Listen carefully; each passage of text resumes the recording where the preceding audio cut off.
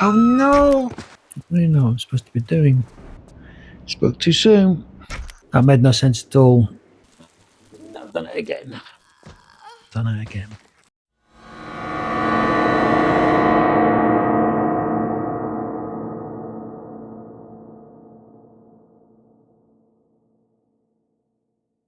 Okay, hello, my name is Andy Sandham, so I'm the artist and designer on the Black Isle levels for Tomb Raider 5. This is the Tomb Raider 5 remaster. It's looking nice. And so Tomb Raider 5 is often seen as kind of the ugly stepchild of the Tomb Raider bunch, and that's to some degree because we were reusing a 5-year-old engine, and so it didn't review particularly well. People were kind of getting bored of the same old. I mean, we as a team are getting bored of the same old. So really, what this walkthrough is going to be about is more specifically to do with the level design and rehashing lots of old anecdotes, which I'm sure Tomb Raider fans will have heard many times. And so really what I want to do is try to get off this ledge and get on with it. So this is the first time I've kind of played this in 30 years. As I always say to my students, if you're going to really understand how a game plays, you need to play it yourself. You can't really just watch videos. So I can guarantee you, though, that this won't be a speed run. So I'm going to really analyse the thought process behind these levels, kind of as I originally designed them, and with the knowledge I've gained since. This was my first design role, other than Bland Machine Head, which for historians I probably wouldn't look that title up. And over the years, I've kind of studied different approaches and learned a lot more about level design. So it's going to be interesting looking back on this. I should point out I've learned a lot from teaching as well, teaching level design and game design from the students.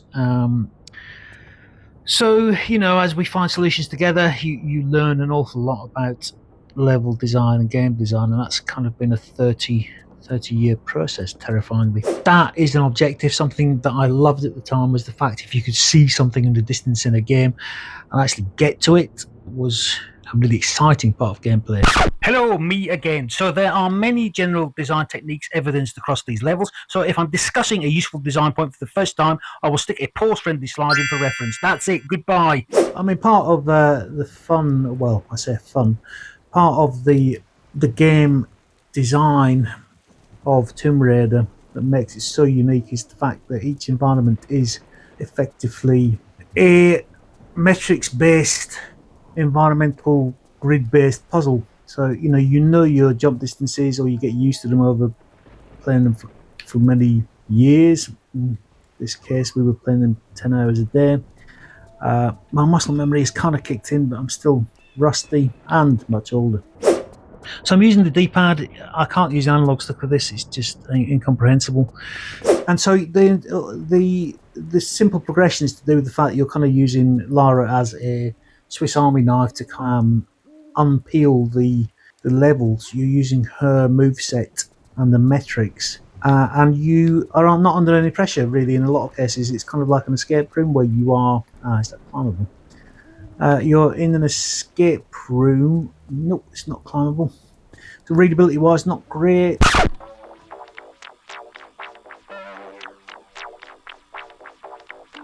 And the other main part of the design on any of the Tomb Raider games is that we're hiding the route in plain sight. One of the simplest ways that we used to hide the route is that instead of, if you were in this chamber where your objective was up, with Uncharted still does this, is that you would make the player go down or back on themselves, so that when you're going down, your objective is up. You feel as if you're going the wrong way, so you don't tend to look down. What I'm saying is, when you're looking for the route, you don't tend to. If you're heading up, you don't look for the route going down. So dropping from shimmies, that sort of thing, was always a good bet. So this was something new that we'd added to the moveset. So each game we needed to add new moves and new features, and obviously with 5, we'd maxed out on the memory available on the PS1. But each new game gave us a new toolset from a level design perspective. So what would happen is that each game we would there would be a slight addition to the moveset, which meant that we could create slightly more complex routes through the level, which again is really just disguising the routes in plain sight. So is there any reason? I seem to have highlighted that as a route.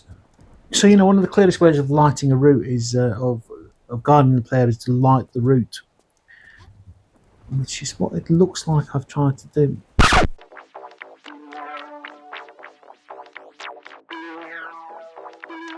So really, from a level design perspective, you want to be lighting the route for the player. In this case, I seem to have been using lighting because the colours were nice. I think I'd kind of become a little bit more relaxed with the backwards double flipping jump type maneuvers on this game. I think we'd all kind of calmed down a little bit.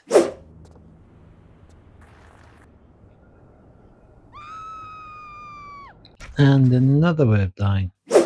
So again, dropping down, as I've said, is a good way of hiding the route in plain sight. So a lot of these textures came from actual barrows that I visited in Ireland with my then girlfriend, now wife, Tracy.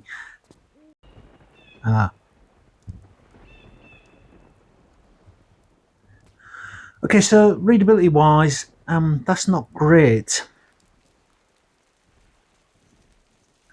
And that's because, as you can see, we've got the same texture along the walls here, which in front, just down by Lara's feet.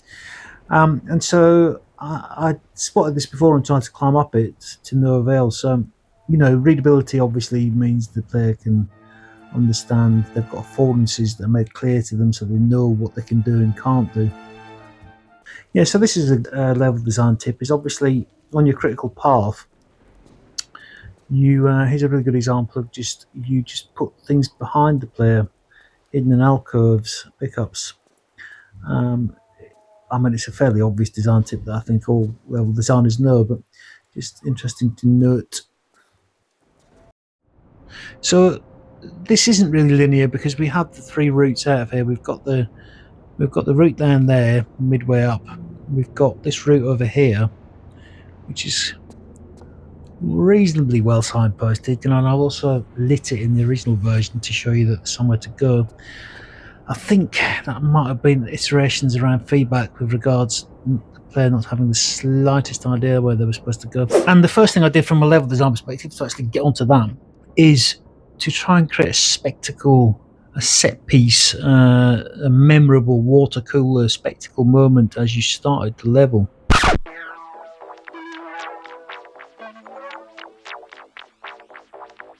This lighting, obviously, when you actually see it in the original version, it's still quite impressive for the time. The draw distance and the amount of polys we're pushing around there on the PS1 is quite impressive.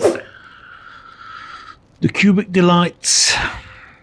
A lot of the levels were built around the vertiginous drops, which is something kind of that I think we'd learnt from the first Tomb Raider, that from my perspective, the jeopardy of having an enormous drop was always an important part of Tomb Raider. St. Francis Folly, I believe, was one of the most memorable levels.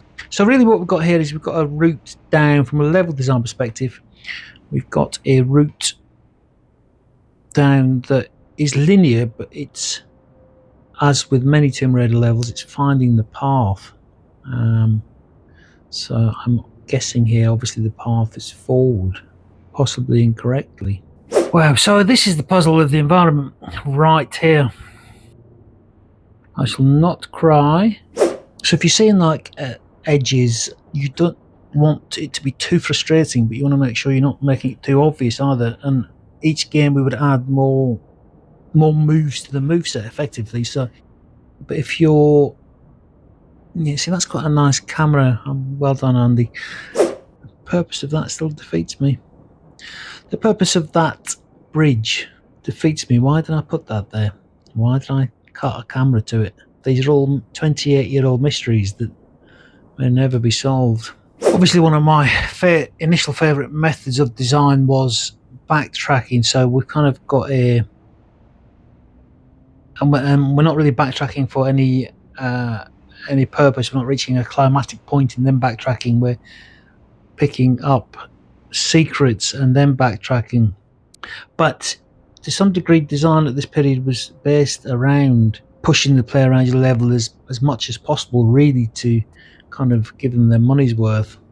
I mean, what are you talking, 2 hours a level? Or I mean, it looks like I could get over there, doesn't it? How do I get back up here? So really, this level was built out of trial and error with regards. I would build it, test it, and then we'd hand over to the testers, the test department, who would give us unedited feedback, let's say, on the routing or the critical path through the level. This gap's got to be here for a reason. Is this gap here for a reason? That readability wise, it's really nice that we've got these textures are quite clear that they're climbable. Can I climb up here? Nope. If we have a look here, what I've done is we only really need this climbable surface to go up to there. If you see the seam, but I've taken it right up to here for the purposes of aesthetics, which will confuse the player because they're going to expect there's a purpose behind me taking the texture right up to the overhang there, because all that's going to happen there is it's going to lead to confusion for the player, which I am the player, and it did lead to confusion for me, and I built the level. What am I supposed to be doing here exactly? So I'm going to say we can't get over to that side, so I'm guessing we have to go back up here. So the entire purpose of that bottom area was to get a pickup, which you effectively you need to use immediately because you've been shot by the guard.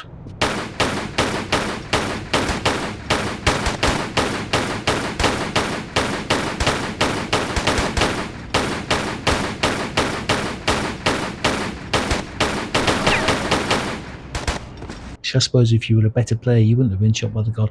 Right, so this is the classic level where you don't have weapons. That is quite common still prevalent in a lot of games. This tower here, I should point out, was taken from a church in the lanes at Brighton. The texture. Come, child, come closer. My soul is gone, and how it fares, nobody knows, and nobody cares.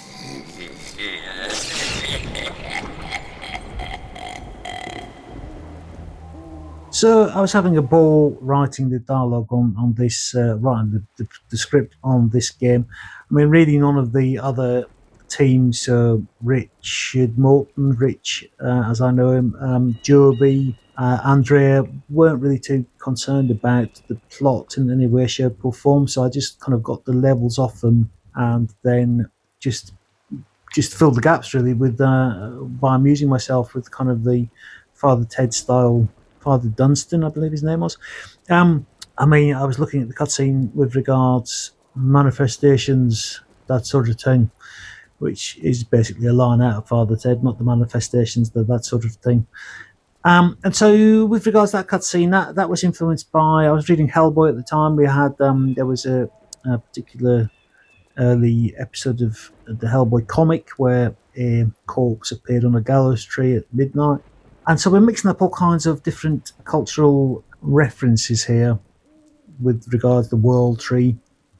So we were always reading anything that seemed weird. We were reading it. I mean, when we started Tomb Raider 3, the internet was in its infancy, so we couldn't really use that. We couldn't really use programs like there are now, like the Curse of Oak Island or any mystery programs. We really had to go out and read books. And this is really quite a small area it's a much more compact area, certainly than the large areas I was creating in London. I think that kind of suits the young Lara much better. And there's not as much backtracking really, because if you are backtracking, you're not backtracking horrifyingly large amounts. Okay, so this is interesting because I'm trying to telegraph to the player that there's an entrance into this well using the fixed camera here. It's not entirely successful, but because the camera kind of flips around a bit, but the intent is there. So, I mean, one of the big things for me was that from a level design perspective, I wanted to build kind of claustrophobic enclosed environments. Obviously giving you limited reaction times in the horror game style, so that dark enclosed environments and obviously in those sort of environments you have less reaction time, things can jump out on you. It's classic horror game design, so that's kind of always what I was aiming for, but this caused a lot of problems with navigation, obviously, because I'm always building very tight passageways, etc. So if you're looking at the skybox here, so Gibby's done or Chris have made a nice job here of the animated clouds, but obviously we were working with a very limited palette, so to kind of get blue and red, there's a very limited amount of colours there. I think this gave a lot of people the heebie-jeebies because it reminded them of the underwater propulsion engine from Tomb 3, which certainly gave a lot of people nightmares, including our tester Dave. So this level design here is okay. I'm quite pleased with it so far. We've got a relatively clear critical path. You kind of know where you're going. There's only one way through it. The staffer type rocks at the start perhaps were a little bit more complex and should have been a little bit better signposted. From a critical path and guiding the player, this is bad. But what we can see here is that we've got a switch down there which is kind of hidden. So I now know the switch is down there, but it's basically hidden from the player, so it's not good level design. Bad, Andy. Junior level design, really.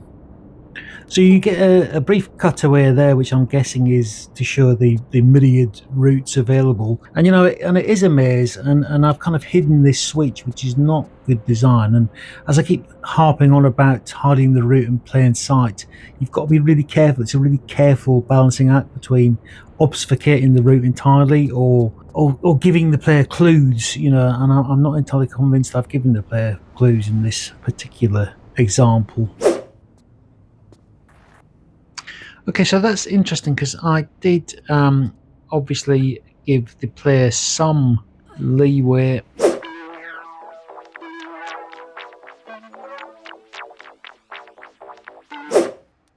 So, I mean, these are difficult maneuvers, certainly if you've just started playing the game. Oh, hang on, there's a crow.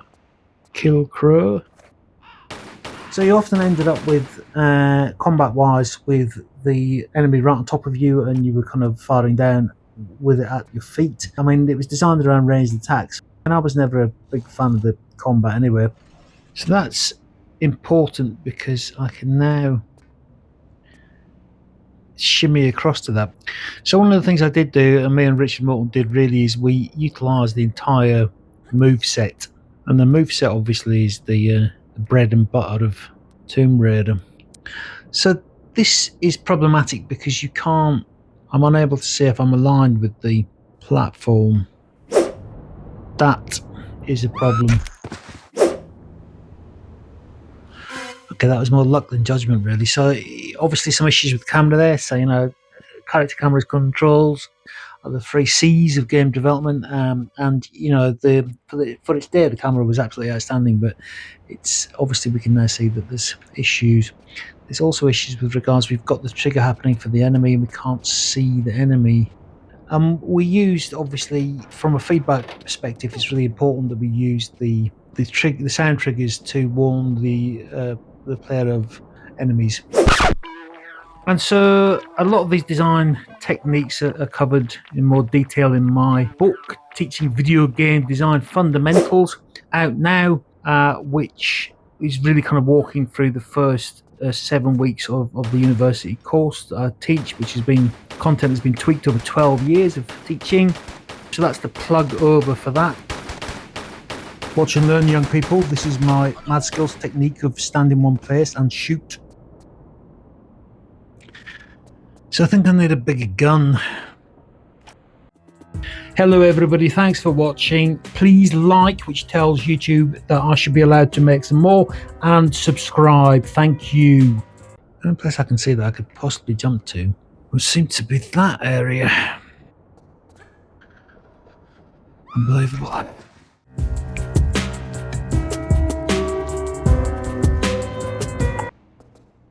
Why would I put that block in, just to make it extra difficult and confusing?